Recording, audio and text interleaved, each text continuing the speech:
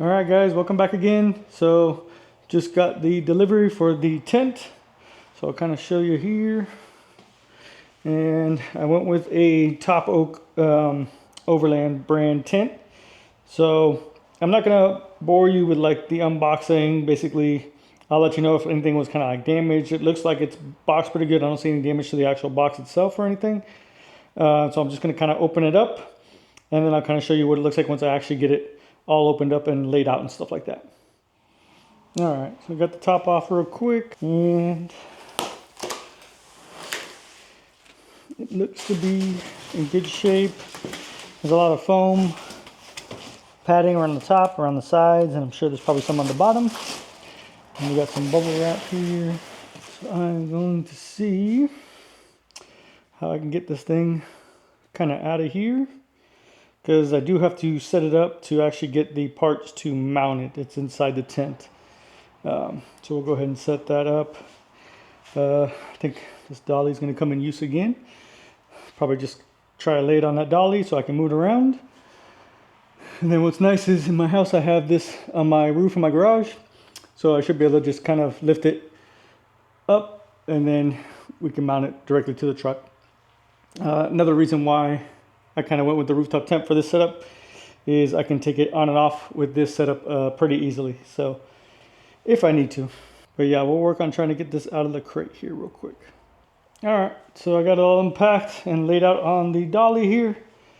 And first impressions is tent looks like it is really good quality. These models do have their struts on the outside to lift, which I'm not a big fan of, but they do that, I guess, to save room and stuff like that.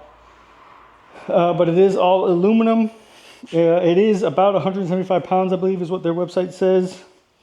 It does have top rail mounts, which I believe it actually even comes with crossbars, which is pretty cool. But we'll go ahead and pop it open here real quick. It does bring some of these. They're not really like a key. It's more just to turn this kind of little triangle piece and to get the lever. You could push the lever with your finger and you wouldn't even need the actual key itself. So you could do that, or you can actually put the key in and twist the lever, but make sure they're both, yeah, they're both open there. Then you just flip the hatches here, flip the latch, and you have a nice handle. And just lift up. And there we go. It is a wedge style. This is their, again, TopOak Overland, I think is what they have on their website. This is their Galaxy Pro edition. So I really like the black and gray. Pretty cool colors and everything like that. But I'll definitely kind of show you more once it is actually on the truck and we open it up and kind of set it up and go through all the features. Right off the bat, I can see there is a nice thick bulb seal, which is cool. And then this version, I went with this version because it has the track on the outside here. They had another version I was gonna think about going with, and it has the like scissor hinge in the front, so it kind of lifts the front so you have more room in the front where your feet go. It doesn't give you the option to mount like an awning or anything directly to the tent. So that's why I kind of stuck with this model here. And I wanted to be able to mount like an awning directly to the tent if I could.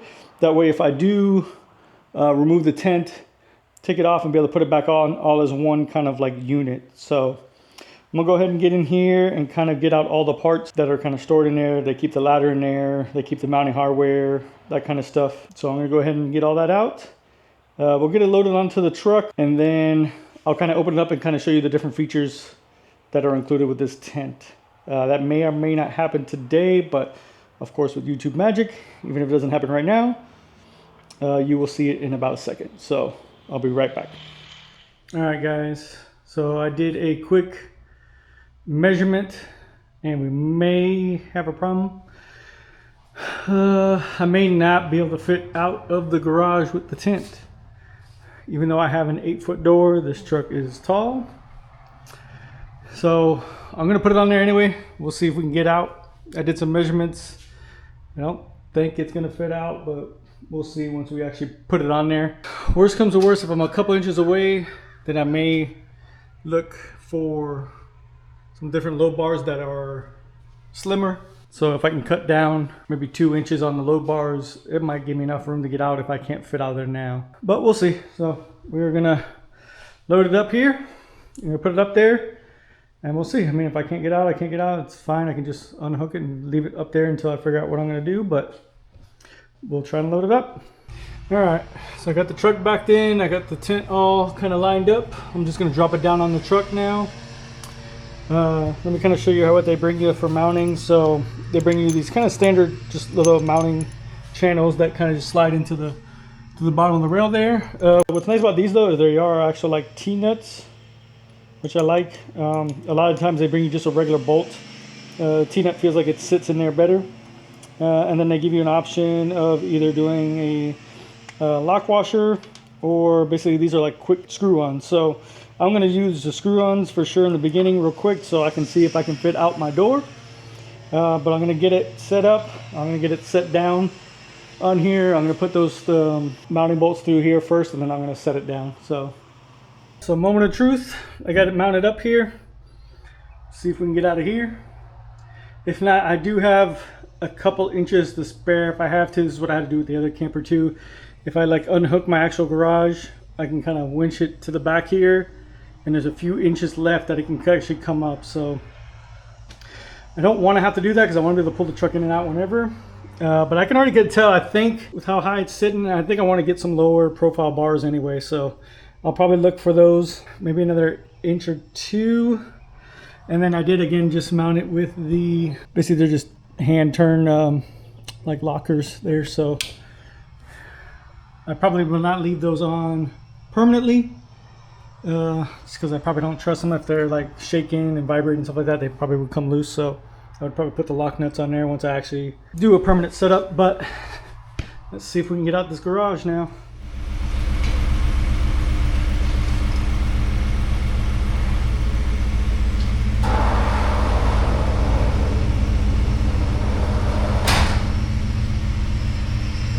Oh my gosh, guys, we just made it out. I think it did touch the very top here, right where this rubber strip is in the garage. But we made it out. So now I actually got to see if I can actually make it back in. And then if I can, there's got to be a way I can adjust this garage door to kind of come back just a few more inches. I mean, if it would come back just a few more inches, that would give me all the space I would need. So I like the way it looks. It is a bit high. I'm probably gonna leave it on for a week and see what my gas mileage and stuff like that does. Obviously not enough weight in the back at all to squat this thing. So let's say the camper top is probably about 250, that's 175. So we're probably about 400 pounds maybe. Not bad, not bad. All right, let's go ahead and check out this tent. We've had it on here for about a week now. I did take it off and put it back on because I did switch up the mounting bars. So I ordered some crossbars from Alucab. The other ones were just too kind of flimsy and they stuck out too far. I didn't like them, and they also sat up higher. So they sat, I think, about 4 inches tall. These sit at like 2.5, 2 3/4. So that's pretty nice and low profile. You still have a little bit of a gap underneath the tent, but it's fine because that's how you get the mounting hardware on there. So I like these bars a lot better, a lot sturdier. And then the bases also have 2 bolts going down into the rails, where the other bar just had 1 single bolt. I didn't really like that. I felt like it wasn't, sturdy enough there. So these are definitely sturdier mounts. The crossbars are not as flimsy, which is nice. But I have only opened the tent one time for getting the hardware out of it. So we're going to go ahead and actually open it up and set it up and take a look at all the features and everything like that. This is not going to be like a speed setup thing. I haven't even opened the tent once, so I'm just going to open it up and set it up and just look at the features and go ahead and show y'all what it looks like. All right, so the tent comes with a nice ladder in a bag. Doesn't really fit, I don't think, inside these wedge style tents like the other kind of tents do, where the ladder's kind of built into it, so you kind of keep it separate, which is fine. Nice aluminum ladder, all black. It's got some nice hooks on it to attach, and then the tent does have 3 different spots where you can attach the ladder. So you got spots on the sides, directly on the back, and then on the other side also. So I am probably going to attach it on this side here.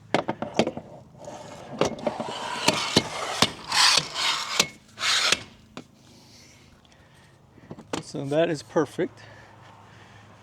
And then to actually open up the tent, you have these latches. They have a key type hole here. I think I kind of showed it when I was opening up the tent. So you can actually use like a key to turn this, and this basically just holds it so the latch can't open up. It doesn't really lock it, because I can turn the back pieces in here. So I just turn them so I can actually push it up. So basically it's just a matter of unlatching it now and then pushing it up. Should be that easy. So it comes with a bungee here around the sides, so it tucks in all the fabric for you when you're putting it away. And that you can just stretch out across the bottom there. And then it does have a pull cord to help pull the tent back down, which is nice. The shock seems strong, but it doesn't seem hard to actually pull down either. So that's pretty nice. We will open this thing all up. There is, of course, rods in here to put out the rain fly. Let's see, do we have access to them here real quick? Yes. All right. So we got some rods here to put out the rain fly. Now I did see, so they might have changed up. The rods might have not been working out how good. They did have this version of the tent where it only needed 2 rods. So one on each side here, so one on the outside. And then it had some rods built in here. So when you actually pull, there's a bar in the back here that actually extends the tent out. When you pulled that out, it actually was built into the sewing. So you didn't really need it, but I can see that this one has the 4 poles. So they must have moved away from that type of setup. I was kind of hoping it would only need the 2 poles because that would have made it a little bit easier, but that's okay. 4 poles versus 2 poles is not much of a difference on time. Let's get in here. Zippers seem nice, good quality. I just wish most of these companies, I wish they wouldn't use the metal actual zippers, just because they will rattle if it's windy or anything like that. I wish they would just use some like paracord stuff just to use for the zippers. All right, let's take a look here. And so inside, let me actually grab the camera here real quick. All right, so let me show you inside here. So inside you have this pole here. And so you basically pull this pole up. It should have, not sure if we can see it down here. It should have latches down there. But basically you pull it up, then you tension it out, and that makes this tent much bigger. Okay, so it looks like they have changed the design again since like the reviews that I've seen in other tents. The other previous versions, kind of down here, it had like a locking kind of hinge, and that would kind of lock this in place, but I imagine it wasn't really probably tight enough because they do have a center support bar, so it goes from right there onto the bar in the back here, and that's what kind of tensions out this top to get rid of the sag. And that bar is actually right here. So I am going to actually climb up in here and we'll put in the bar, and then I'll kind of show you what this looks like from the outside. But I can already tell you this makes the tent feel huge, just having this piece and not just a wedge straight up the back. So let me put in this tension bar here real quick, and then I'll kind of show you what it looks like. All right, and so this is basically that tension bar. Just has like a latch on there, and so you can pull it as far as you need it and stuff like that. So kind of show you here how it goes on. So you have a little hinge piece up here, and then it goes just to the back here, and that you kind of just pull it tight and then latch it down. And so now that tensions the backside, and so now you don't have any kind of sagging in the roof. Let's set up the outside rainfly poles real quick, and then I'll kind of show you the features on the inside here. All right, there we go. So we got the rainfly poles out there. Again, it's got 4 now, which is okay. So it's not a big deal. this part here, I'm not sure if you can see that. So you can kind of leave the rain fly how it is, or you can actually unvelcro that part of the tent and wrap it around the shock, so it helps kind of cover this bottom part a little bit more. And then the way they mount on here, they use a nice metal bracket for these things, which is nice because a lot of these things are either just holes drilled into the actual like tent itself, or they're like very flimsy. This thing is very, very solid, and it puts a good tension onto the rain fly. So the way it looks like with the coverage, I'm not sure you can see, it's very, very bright out here today, but with the coverage, it covers over the window very, very good. So I think if you were out in the rainstorm, I think it would protect you pretty good. Let's climb back up in here and take a look at some features in the actual tent itself. Oh, real quick on the outside, so give you some dimensions. So this is not gonna be like the lightest or thinnest rooftop tent that you can get. It is about I would say 8.5 inches thick when it's closed. So for me, I barely fit into my garage with it on top of my truck, but I do have an 8-foot door. So if you had a regular garage door, you're not fitting into it with like this tent or nothing on there. And it is weighing in at about 175 pounds. So it's not the lightest either. For me, that's not a big deal with my full-size truck. So my suspension and everything like that handles it no problem. And then I have noticed already that it drives better with the lower bars on there. It doesn't feel as tall, and the wind doesn't feel like it's pulling it as bad. This tent, again, it is all aluminum, and it does have these channels running all along the tent, so you can mount stuff in there with some T-nuts. They do have like an awning that actually mounts to their awning, would mount to this tent with their brackets, so you don't have to actually try and mount it to the crossbars, which is nice, which I think I may get in, because I can pull the whole tent and awning off all at once with the, you can't probably see it in there, but the lift that I have in my garage, so I can pull it on and off whenever I don't want to leave it on the truck. The tent does have, I think I showed it, but it has a nice seal gasket, really thick, going around the perimeter of the tent.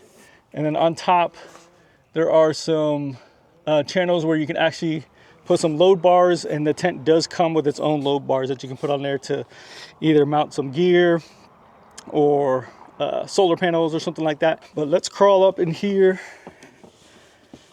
and take a look here. So first off, this mattress, this is one of the better mattresses that I've had in any of the rooftop tents that I've kind of owned. So it is very thick, and it feels like it is dual layers. It is almost 3 inches thick, I believe. And then underneath you have like your condensation mat, and then they have a nice like little carpet mat to go on top of the aluminum floor, just so the cold doesn't go through it.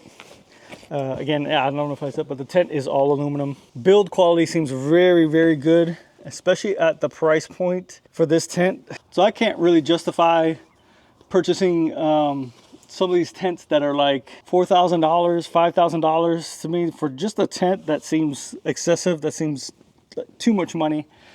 I'm sure they are really, really good quality and all that kind of stuff, but I can't do it. It's crazy. Right now, just sitting down on this mattress, I don't go through it. I can't even feel the floor. So, and it feels like the top layer is like a memory foam. I can feel that I kind of sink into it. So it feels very cushiony. It feels super nice. So I think this is one of the mattresses that I wouldn't have to change. In my last 2 tents, I did change the actual mattresses in them just because they weren't comfortable at all. So let's kind of look at some of the features here. So on the front here, you do have a storage little thing here, so you can kind of put some stuff in here. This one is kind of see-through, and then these are all just kind of just blacked out. So you can kind of put some little stuff in there if you wanted. It does have a built-in light on the top here, so just one light, which should be probably more than enough for the tent. And then it has its own control here, so you can control it from this actual switch here, and it plugs in USB, or they do have a remote for it too. So I actually have the remote in the garage for it. And then built in to the tent, we also have, I haven't powered this thing yet. I'm actually waiting for my new power station to come in today. But you do get some power ports in here. So you have an on and off switch to turn it on and off. And then they give you a cigarette lighter port. And then you have a USB and a USB-C, and it is PD, so it is actually, that's pretty cool. That's fast charging. And it's got an on and off switch to turn that on and off. So you can basically charge up your phone, a tablet or a laptop or something like that if you had it up in here with you. And let me see space-wise. So space-wise, there is a lot of room in this tent. So I still have, probably at the edge of the tent front here. Yeah, I'm at like the edge, but it's probably kind of where I would probably sleep. And then going down feet-wise, I still have a lot of room, and even with my shoes on, I kind of just barely touch the top of this storage stuff here.